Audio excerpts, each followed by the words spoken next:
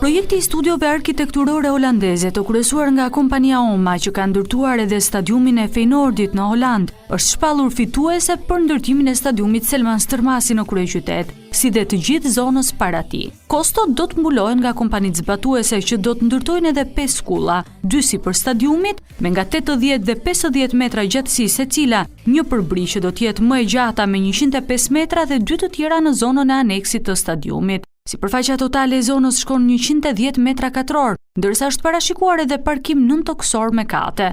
Është një gëzim shumë i madh që kryeministri i shtetit shqiptar miraton ndërtimin e një stadiumi, sepse kryeqyteti shqiptar bote edhe me një stadium të ri.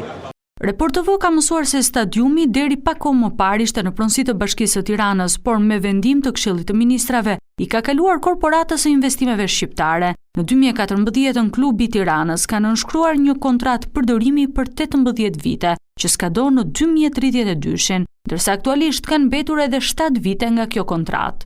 Një gjë do të them që unë jam pjesë e brendshme e stadiumit. E di që nuk i intereson përgjithsisht shumë njerëzve, për atë stadium ndoshta është bërë edhe gjithë kjo zullumallëhi e madhe që nuk ka pushuar. Unë jam pjesë e këtij stadiumit, ju përshëndes, urojm, jam i bindur që të ecim përpara dhe klubi të shkojë në majet shumë të larta në vitet e ardhshme. Stadiumi i ri do të jetë i kategorisë 4 të UEFA-s, në formë katrore me një kapacitet prej 14.000 vendesh. Qëllimi i ndërtimit të tij, përveç pjesës sportive, është rijetëzimi i zonës, që do të jetë i aksesueshëm 24/7 dhe do të përdoret edhe për koncerte apo evente të tjera.